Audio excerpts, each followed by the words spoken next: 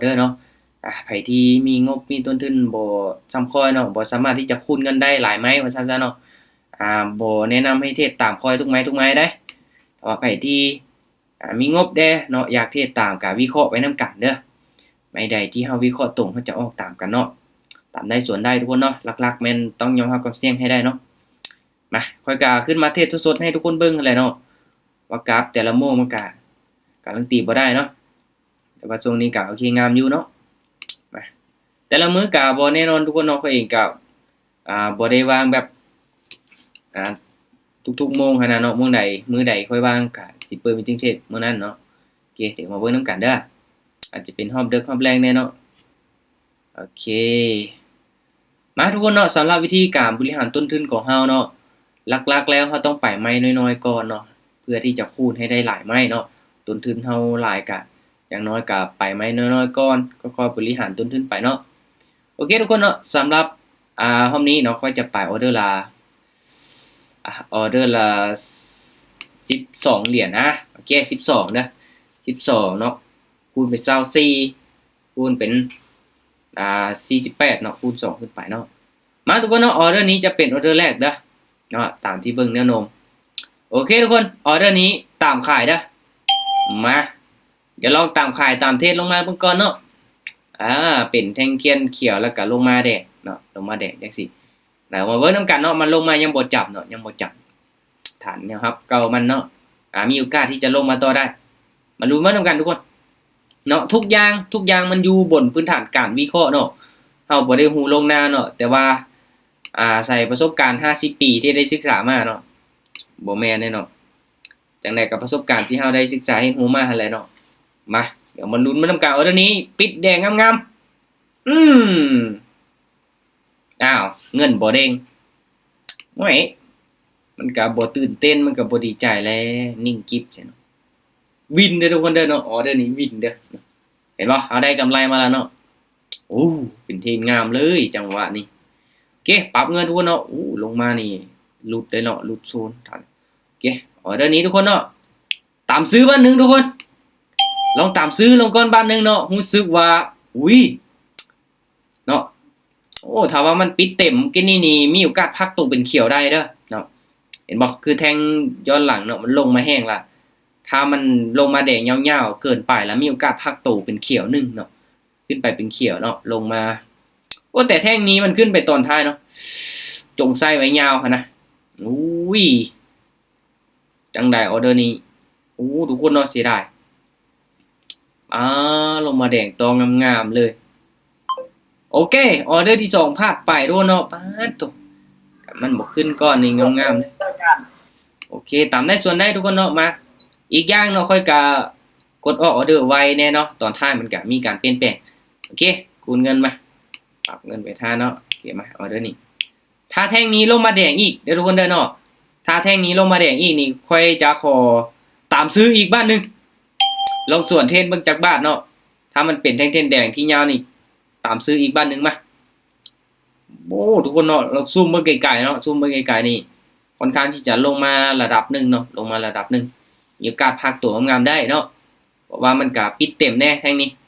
อีกอย่างแท่งเทียนมันก็ห่างออกจาก2เส้นตัวนี้แล้วเนาะเน็ตวอลลุ่มก็0เนาะมาออเดอร์นี้พักตัวเขียวงามงามหลายทุกคนเนาะโมงนี้ถือว่าเข้ามานี่ถึกเลยเนาะกับ .coin งามหลายออเดอร์นี้งามๆเลยทุกคนเนาะสวยงามหลายกราฟแบบนี้ตัวทุกคนเนาะจังเป็นตาเทศเนาะแต่ว่าสวิงแห้งสวิงแห้งเนาะดีดพึดพัดนี่จะบ่เป็นตาเทศนะทุกคนเนาะโอเคมาไปกันต่อทุกคนเนาะหลังจากที่เฮาวินแล้วเฮากลับมาเดิน12เหรียญคือเก่าเนาะมาออเดอร์นี้นี่อยู่ในโซนขาลงเนาะที่ผ่านมาขึ้นไปงามโอเคทุกคนออเดอร์นี้ขอตามขายบันนึงมาลองส่วนเน็ตวอลลุ่มเด้อออเดอร์นี้ตามขายเนาะตามขายเด้อก่อนหน้าหันก็ตามเน็ตวอลลุ่มมาเนาะแต่ว่าเบิ่งจาก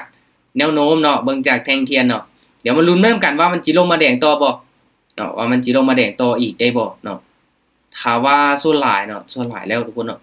มันเป็นแดงหลายๆไม้เนาะแดงหลายๆไม้ล่ะพักโตขึ้นมา2เขียวเนาะและแท่งเทียนบ่สามารถที่จะทะลุเส้นตัวนี้ขึ้นไปได้นี่มันจะลงมาแดงต่องามๆเลย ประสบการณ์50 ปีจังไดก็แดกเอ้ยโอ้ทุกคนเนาะเกือบแล้วประสบการณ์50 ปีค่อยโทโอ้โอ้50 ปีบ่จะ ว่ายอกทุกคนเนาะมาไปกันต่อ ตักอาจารย์ตักว่าสิ โอเคมากำไรมา33 เหรียญแล้วทุกคนเนาะมาไปกันต่อเด้อเอามาเบิ่งนำกันถ้าแท่งนี้เป็นเขียวทุกคนเนาะเฮายังมาขายอีกเนาะเพราะว่าแนวโน้มยังเป็นขาลงเนาะโอเคขายมาอาจจะบ่ชัดเจนแต่ว่าตามขายทั้งอีกบ้านนึงทุกคนเนาะเพราะว่าแท่งเทียนมันทุกคนเนาะโตคิดว่าโอ้ทุกคนเนาะอุ้ยมันเป็นแท่งเทียนที่บ่มีเนื้อเทียนเนาะเห็นว่ามันเป็นแท่งเทียนโดจิโอ้ ว่าบ่ได้เด้ยังหลายวิอยู่เด้ อ๋อตกคือขึ้นสูงแถลงมาติเห็นเก่งนะโอ้คิดว่าสิสลับลงมาแดงอีกเนาะแต่ก็เอ้าโอ้ของแท้ตัวนี้ทุกคนโอ้โหมันอยากเกิดนี่บอกป้าโทเทคนิคมันอยากตึงเกิดนะป้าตัววัดเอาแบบตื่นเต้นเด้อทุกคนเนาะโอเคมาไปกันต่อไม่จังสีมันก็คักตัวเนาะเข้าทางแหละมาเอาเงินนะทุกคนเด้อเดี๋ยวนี้ตามขายอีกมามีโอกาสเป็นแดงเด็ดสลับลงมาได้เนาะขึ้นมาเขียวสูงจังซี่เน็ตวอลลุ่มก็สีขึ้นเนาะมาเดี๋ยวนี้จวดลงมาแดงงามๆได้บ่ลูกบ่ได้เนาะเวลายังหลายเฮามั่นใจไว้ก่อนโอเคเบิ่งกำไรมื้อนี้240เนาะโอเคบวกมาโอเคผัดไม่นึงเนาะผัดไม่นึงอัตราชนะสูงแล้วมื้อนี้มาเบิ่งน้ำกัดเดี๋ยวนี้จังไดลูกแดงงามๆลูกแดงงามสวยงามหลายเอาล่ะจังหวะนี้สิได้เปิดกล้องของขวัญบ่สิได้5ไม่ติดบ่ทุกคนออกมาเดี๋ยวเฮามาเบิ่งนำกันเด้อตอนนี้4ออเดอร์ติดต่อกันแล้วโอเคมาอีกไม้นึงกำไรนี่ฮอดแล้วเนาะ56 เหรียญแล้วเนาะออเดอร์นี้ทุกคนขึ้นมาสูงจังซี่เด้อขายเลยออเดอร์นี้จังได้กระแดงมาต้องได้5มิติละรอบนี้เขาจะได้เปิดกล่องของขวัญเนาะมันขึ้นไปยอกซื่อๆเดี๋ยวมันก็ลงมาแดงทุกคนแม่นบ่เชียร์นำกันติออเดอร์นี้ลงมาละ5มิติต้องมาแหละขอเปิดกล่องของขวัญซะทุกคนเนาะถือว่าประสบการณ์50 ปี เดี๋ยวสิถามมาฮอดบ่50 ปีเนาะจังได๋กระแดงโอ้ยลงมางามหลายทุกคนเนาะเอ้าโอ้โหขออุตส่าห์จับโทรศัพท์ขึ้นมาอัดว่าสิเอาลงสตอรี่งามๆเนาะโอ้โหทุกคนเนาะแม่นี่โอ้โหมันก็ทำลายจิตใจกันเลยเกิดป้าทุกคนเนาะบ่อยากเชื่อสายตาไปผิดทางไหมนี่เนาะไปผิดทางไม้ก่อนหน้าห้านเฮาไปถูกทางวินเนาะ1วิสุดท้ายไม้นี้ไปผิดทางเนาะโอ้โห1วิสุดท้ายมันเอาคืนเนาะโอ้โหเอาคืนในไม้ที่5โอ้ยเสียดายทุกคนเนาะว่าสิได้5ไม่ติดแบบจับโทรศัพท์ขึ้นมาอัดโอ้โหว่าสิลงสตอรี่เฮ้ยเสียดายทุกคนเนาะบ่ได้เปิดกล้องของขวัญซ้ำแม่มันตื่นโทรศัพท์เจ้าติ ยันแมนอยู่เนาะโอ้ยว่างามๆแล้วเนาะกำลังสิว่าตีลังกาวินเนาะแป๊บเลยโอ้มาคูณเงินอีกไหมไปกันต่อโอ้เสียดายบ่ได้5มิติซ้ำกราฟดอทคอยเนาะเหรียญมันเป็นเหรียญน้อยเนาะมันก็เลยมีความสวิงแฮงหลายเนาะโอเคออเดอร์นี้คูณเงินไปปรับเงินเป็น24 เหรียญโอเค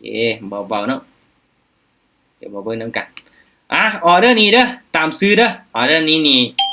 ตามซื้อได้เนาะตามซื้อได้ส่วนเน็ตวอลลุ่มไปเนาะสาเหตุที่ซื้อเนาะเห็นบ่เริ่มเบิ่งเส้นสีส้มตัวนี้เนาะมันเริ่มก้งแล้วเนาะเริ่มที่จะตัดขึ้นไปแล้วเนาะมีโอกาสกลับตัวเป็นขาขึ้นเนาะออเดอร์นี้มีโอกาสแบบจวดขึ้นมาเขียวงามๆเลยแหละเนาะขึ้นไปละเดี๋ยวเบิ่งนำกันทำการตามซื้อในจุดนี้เนาะจุดที่อินดิเคเตอร์ตัดขึ้นไปเนาะเขาจะตามซื้อเลย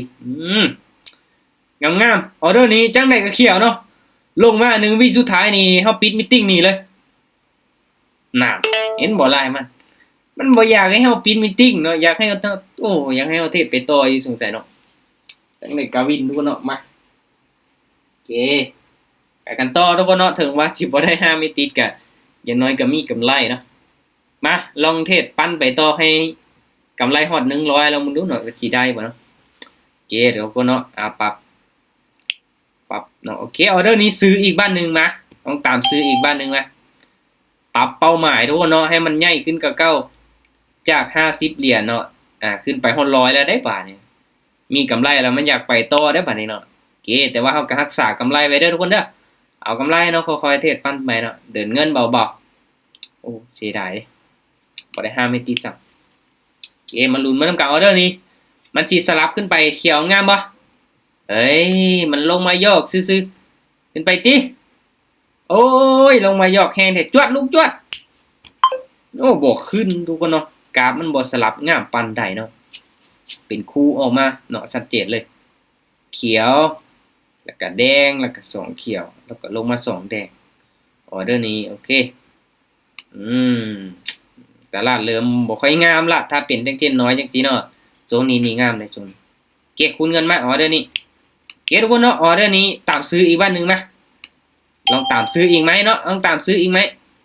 เดี๋ยวลองเบิ่งนํกันถ้ามันเป็นแนวโน้มขาขึ้นนี่มันอาจก่อโตขึ้นไปได้เนาะ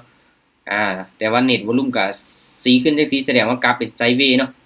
มาอีหยังก็เกิดขึ้นได้ทุกคนเนาะอีหยังก็เกิดขึ้นได้ขนาดลงมายาวๆเนาะ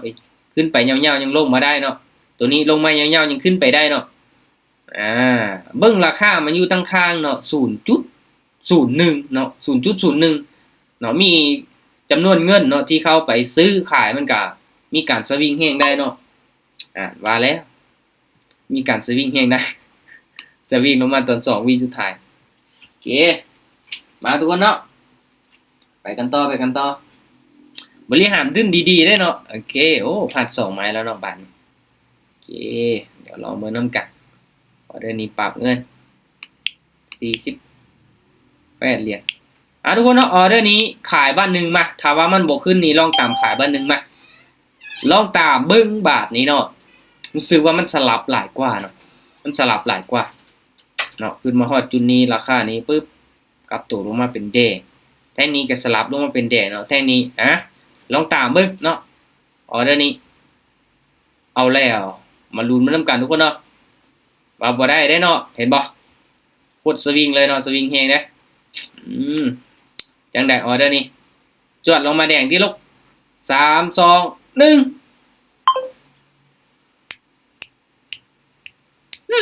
ทุกคนเนาะมันเริ่มบดใช่ละโอ้ย1วิสุดท้ายขึ้นไปเขียวทุกคนเนาะมาเดี๋ยวมาเบิ่งน้ำกันว่าค่อยสีรอบหรือว่าสีร่วงรอบนี้กราฟเริ่มสวิงทำลายจิตใจกันเลยเกิดเดี๋ยวออเดอร์นี้ผ่านก่อนเด้อทุกคนเด้อเนาะเดี๋ยวเราท่าจังหวะดีๆห้อยมันสิจะวิ่งจังไหมนี่เนาะโอเคมาตามที่เบิ่งเนาะถ้าว่าไปตามเน็ตวอลุ่มออเดอร์นี้ก็ตามซื้อขึ้นไปเนาะแต่ว่าก็เบิ่งก่อนโอเคออเดอร์นี้ต้องคูณเงินได้บาทนี้เนาะจาก48เป็น96เนาะ96โอเคปรับเงินไว้ท่าเนาะมาเดี๋ยวมาเบิ่งน้ำกันกราฟนี้ถ้าว่าเฮาเบิ่งกลมรวมๆเนาะจากทรงที่มันงามเนาะทรงนี้มันงามมาแล้วเนาะหลังจากนั้นกราฟบ่งามมันก็สิตามมาเนาะก็สิตามมาโอเคมาทุกคนเนาะยังมีโอกาสเด้อแต่ว่าทุกคนก็เดินเซฟเอาเนาะถ้าว่าไปอยากออกตามทุกคนเนาะเดินเบาๆเด้อโอเคเดี๋ยวมาเบิ่งนำกันลงมาแดงยาวจังซี่เนาะโอเคทุกคนเนาะมาออเดอร์นี้ถ้าว่าบ่มีหยังผิดพลาดเนาะตามเน็ตวอลุ่มเลยตามซื้อเลยออเดอร์นี้ตามซื้อขึ้นไปเนาะเน็ตวอลุ่มซีโร่เนาะเป็ดให้ได้สลับเนาะเขียวแล้วก็แดงเขียวแดงออเดอร์นี้มาเบิ่งนำกันว่ามันจะสลับขึ้นไปเขียวงามเฮาได้บ่มีโอกาสเป็นไปได้เดี๋ยวมาลุ้นมานำกันคูณเงินไหมที่4แล้วได้ทุกคนเนาะออเดอร์คูณเงินไหมที่4แล้วได้นี่จังได๋ลูกสลับขึ้นไปได้บ่ตอนนี้ก็ยังลงมาเก็บเอาไส้มันอยู่เนาะ บัวสีนิ่งจังสิโอ้3 2 1นิ่งไหมโอ้ทุกคนเอาอุ้ยอหยังวะโอ้บ่ได้จากที่มีกำไรโอ้โห10%บาทนี้โอ้กลับทุกคนเนาะดอทคอยหมายชุดท้ายทุกคนเนาะมาออเดอร์นี้เด้อขายเด้อขายมาถ้าบ่วินนี่ขอโตพักก่อนทุกคนเนาะคูณเงินไหมที่5กำไรมาเดี๋ยวมาลุ้นมานํกันจาก12 24 48 96เนาะออเดอร์นี้เดี๋ยวเรามาเบิ่งนํกัน200กับ10เหรียญมาออเดอร์นี้ตามขายลงมาแล้วโอ้โหทุกคนเนาะแต่ว่าขึ้นไปเขียวนี่ก็เฮาก็จำเป็นต้องได้ stop loss เนาะมาเดี๋ยวมาลุ้นมานํกันโอเคนับถอยหลังทุกคนโอเค3 2 1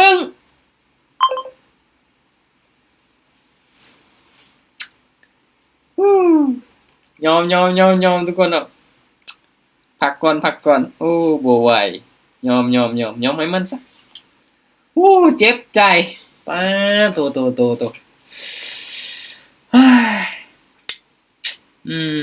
บ่น่าเลยทุกคนเนาะกับสวิงแห้งกันเลยโซนโอ้ถือว่าพลาดไปตามแผนทุกคนเนาะจากที่เราจะได้5ไม่ติดเนาะกำไรมันงามๆเลยมาทรงนี้ล่ะยอมไม่ลีเนาะมันเห็นแววตั้งแต่ออเดอร์นี้เนาะออเดอร์นี้สวิงแห้งปึ๊บเลยเนาะเราบ่หน้าที่จะไปต่อเลยแต่สุดท้ายก็ไปบ่ฮอดเป้าทุกคนเนาะเห็นบ่นี่แหละในการตั้งเป้าหมายสูงเกินไปเนาะอยากได้ 20% เนาะหรือว่าประมาณ100เหรียญของต้นทุนเนาะ500เหรียญแต่สุดท้ายก็ไปบ่ฮอดเนาะแจ็บกลางทางพลาดไป5ไม้เนาะโอ้ยก็ถือว่าผิดหวังทุกคนเนาะรอบนี้จากกำไรมื้อนี้เนาะกลับมาติดลบทุกคนเนาะป้าตัวโอ้ยเจ็บใจโอเคทุกคนเนาะก็ประมาณนี้นี่แหละเนาะค่อยคือว้าวอยากให้ทุกคนเข้ามาเบิ่งประเทศเป็นกรณีศึกษาเนาะป้ายอมเนาะถ้าเจอทรงนี้ค่อยก็ยอมเห็นป่ะถือว่าเอาเป็นกรณีศึกษาทุกคนเนาะก็เองก็ทีละเนาะมีหอบการทุนค่อยกันยอมให้มันเนาะพักไปก่อนเดี๋ยวตลาดมันนิ่งจะมาเอาคืนทุกคนเนาะเดี๋ยวมาแก้มือใหม่บ่ไหวเนาะตรงนี้ยอมเมื่อยใจประสบการณ์50 ปีก็เอาบ่อยู่เจ็บใจสุดทุกคนเนาะโอเคทุกคนเนาะขอบใจทุกคนที่เข้ามาร่วมเด้อเพราะ15 โมงนี่โอ้บ่ไหวเนาะตลาดมันบ่คิดว่าสิสวิงแฮงขนาดนี้เนาะทั้งที่เป็นบ่แม่นตลาดมื้อวันเสาร์อาทิตย์นี้เนาะแต่ว่าเป็นกราฟ .coin ทุกคนเนาะโอ้ยเจ็บใจเนาะแต่คือละการเทรดมีได้มีเสียทุกคนเนาะแต่ว่าเฮาพลาดแล้วเฮาก็พักก่อนเนาะรอทางให้ตลาดมันงามๆเนาะจังเทรดอีกเบิ่งทรงนี่เริ่มงามแล้วเนาะโอเคเดี๋ยวค่อยขอไปแก้พอร์ตคนเดียวก่อนทุกคนเนาะมาเบิ่งว่าจะกลับมาบ่ได้บ่รอบนี้บ่ไหวเนาะขอตัวพักก่อนขอบใจทุกคนที่เข้ามาร่วมเนาะตั้งใจศึกษาทุกคนเนาะทุกๆการลงทุนมีความเสี่ยงให้ทุกคนศึกษาหาข้อมูลดีๆเด้อโอเคบ๊ายบายทุกคนเนาะเจอกันใหม่รอบต่อไป